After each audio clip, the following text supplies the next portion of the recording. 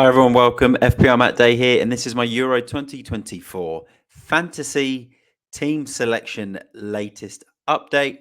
If you're new here, please hit that subscribe button. Give this video a like. Every like really helps the video and the content. And also get any comments, questions, or thoughts that you might have about my team, your own team, captain picks, whatever it is, get them in the comments. Also, if you are watching and playing fancy as well, you can join my FPLMattDay mini league. See if you can win my league or obviously beat my team. Join my free mini league. In the banner there, the code is uppercase T A, lowercase I, uppercase T V, uppercase A. So go and join my mini league if you haven't done already. But we will share screen and we will start with my team and my forwards. And you can see them there on screen. Not too many surprises.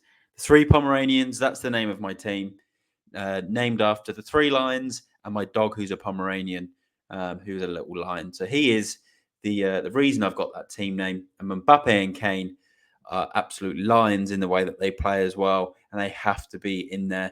Mbappe against Austria, Kane against Serbia. A little bit me was close to doing Ronaldo against Czech Republic. But I think Kane, England's main goal scorer, good chance that he grabs a goal or even a pen in that game as well. Mbappe, absolute no-brainer. So let's go into my midfield, which has changed a lot since my last video. So we'll scroll a little bit out here so you can see that midfield 5 on screen. And we'll start with Trossard, Slovakia in the first game. I'm really liking that fixture for Belgium. He's a cheaper alternative to De Bruyne, but he's a much bigger goal scoring threat playing in that front three.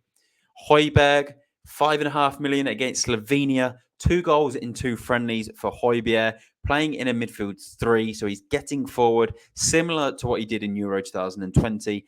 And he will also get ball recoveries. At 5.5 million, he is a bargaining enabler to help me have the more expensive players. Wirtz, captain's armband on him for that first game for Germany. Very popular pick in that midfield. Jorginho is a bit of a placeholder for now. I'm thinking about maybe not having him in there. I'm not too sure. I'm going to see if there's any kind of budget players elsewhere that come up.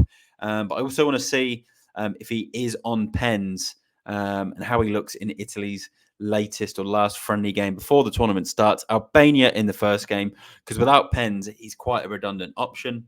And then Bruno Fernandes, unbelievable stats. I just covered it off in my Group F preview. So if you haven't watched that, go check out the rest of the videos on my channel. But he's one of my favorite picks for this tournament. And he's going into it hot after a really good FA Cup final as well.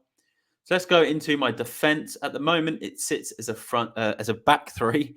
And I've got Midtjylland from Germany, bargain enabler that starts in that German team with a good fixture against Scotland.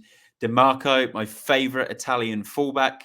Although I really like Di Lorenzo as well, there's just something about DiMarco, maybe his performance at UEFA Champions League fancy for Inter, that makes him an even bigger favourite and top pick for me. And then Dumfries from the Netherlands got an assist in a friendly last night for them. He's always the man that you've got to have from the Dutch in Euro fantasy, even in UEFA games for Inter Milan and UEFA Champions League fantasy. He's really good as well. But this is probably the one year where a few people are skeptical. Van Dijk is on fire. 2 goals in 2 friendlies. He's taking penalties as a defender. And then you've got Frimpong, who's come through, the Leverkusen fullback. So it's a really tricky one. But at the moment, Dumfries remains in my side because he's the one that's kind of been there and done it in these fantasy games. But again, subject to change prior to deadline. And then my keeper, still Diego Costa. I thought about someone else for a while and sort of changing it. But at the moment, I wanted some more Portugal coverage.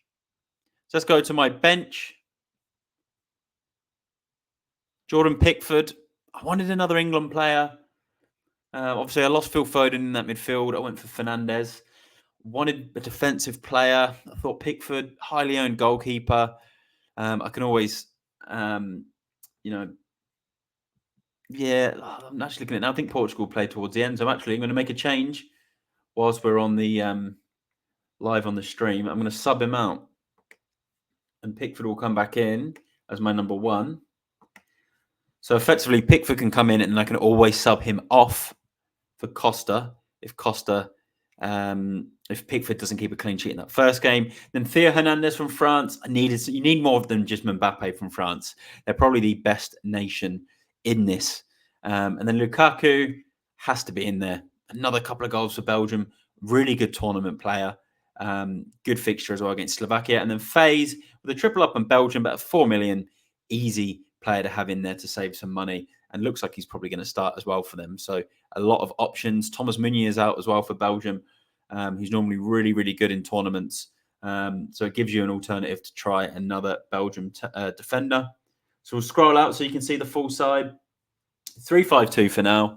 You can sub in, you can sub players out. You've got rolling captain as well. So lots to think about prior to the deadline on Friday morning here in Australia, Friday night in Europe and the UK. But yeah, really excited about this. Like I said before, subscribe if you're new, like the video and get any comments, questions or thoughts in. And I will see you all in the next one. Stay tuned for plenty of Euro content and check out the channel if you've missed any content I've done. I'm FPLMattDay and I will see you all in the next one. Bye for now.